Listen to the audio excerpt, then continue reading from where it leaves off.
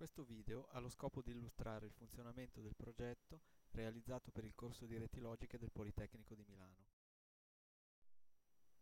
Registratore portatile è un sistema realizzato per la scheda Altera DE1 utilizzando Quartus 2 versione 9.1 e i linguaggi VHDL e Verilog. Si tratta di un sistema in grado di registrare e riprodurre audio proveniente dal microfono o da altre fonti esterne, PC stereo, lettore MP3, le cui principali caratteristiche sono illustrate nella slide. Per mostrarne il funzionamento utilizzerò la mia scheda Altera DE1, un PC portatile con Windows 7, delle casse acustiche collegate al line out dell'Altera, un microfono collegato al line in e un monitor VGA per il display della forma d'onda, sempre collegato all'Altera. Questa slide mostra lo schema di collegamento tra i moduli interni della scheda e i dispositivi esterni.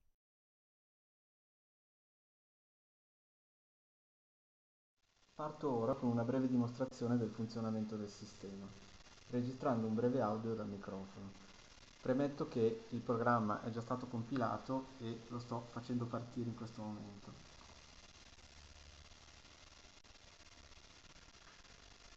I comandi per la registrazione sono molto semplici. In questo momento la scheda sta accettando l'input dal line in. Premendo key 1 si accende il LED corrispondente e si può vedere che i LED rossi che stanno visualizzando il volume dell'ingresso in tempo reale si muovono insieme alla mia voce. Per far partire la registrazione tiro su lo switch 2 e recito un breve testo. Questa è una prova di registrazione. Ora metto in pausa e continuo a parlare. Tramite lo switch 1 si mette in pausa. Questo audio che sto dicendo in questo momento non verrà registrato. Ora tolgo la pausa. Da questo momento l'audio viene di nuovo registrato e sarà possibile ascoltarlo in seguito. Ora interrompo la registrazione, tirando giù di nuovo lo switch 2. Ecco, in questo momento siamo in modalità pausa. Per procedere alla riproduzione dell'audio tiro su switch 0 e si dovrebbe sentire dalle casse, che adesso alzo un pochino il volume, le casse che sono lì, si dovrebbe sentire l'audio. Questa è una prova di registrazione. Ora metto in pausa e continuo a parlare.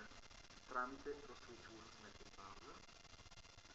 Da questo momento l'audio viene di nuovo registrato e sarà possibile ascoltarlo in seguito. Ora interrompo la registrazione, tirando giù di nuovo lo switch 2. Ecco, abbiamo potuto notare come il sistema abbia effettivamente accettato il mio comando di pausa. Ora mi dedico un attimino alla visualizzazione della forma d'onda, facendo notare che alla fine della riproduzione si accende il LED verde 6 per segnalare che è stata raggiunta la fine dell'audio. Come possiamo vedere, il video mostra in tempo reale l'onda del segnale di input proveniente dalla fonte selezionata, in questo caso mic 1. Quando vado in play sarà possibile notare che la forma d'onda invece, il monitor visualizza la forma d'onda dell'audio registrato.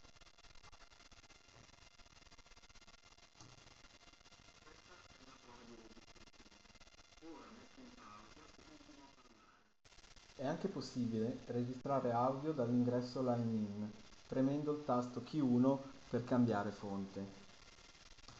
In questo momento il sistema, quando attivato, registrerà l'audio dal cavetto con cui ho collegato l'uscita del PC all'ingresso della scheda. Attivo iTunes e faccio partire una musica. Nello stesso momento faccio partire la registrazione e registro qualche secondo. Il display a cristalli liquidi, anche se poco visibile dalla webcam sta visualizzando i secondi trascorsi. Premendo il tasto Key 3 è possibile vedere i bit più significativi del banco RAM, anche se purtroppo è poco visibile. Ecco, sul display 0 visualizza i 4 bit successivi ai bit significativi, mentre sul display 1 visualizza i 4 bit più significativi in formato esadecimale. Rilasciando il tasto ripasso alla visualizzazione dei secondi, spero che si riesca a vedere qualcosa. Faccio notare che posso cambiare la fonte della registrazione in qualunque momento. Ecco, adesso ho interrotto l'audio proveniente dal PC e sto registrando la mia voce. Ora ripasso alla musica. A questo punto posso anche interrompere la registrazione, è già passato più di un minuto. Adesso metto in play per sentire intanto.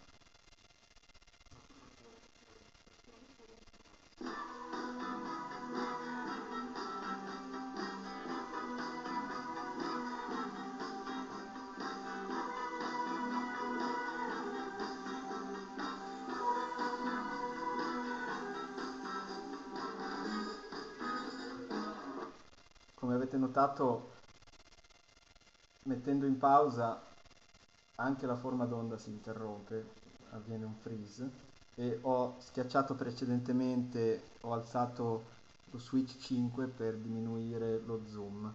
Adesso riprendo con la musica, togliendo la pausa.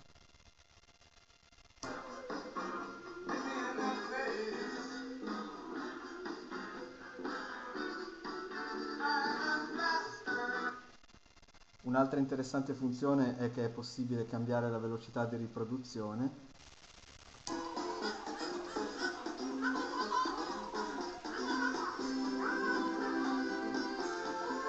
In questo momento, come notate, ho messo la velocità doppia, adesso rimetto la velocità normale e riparto.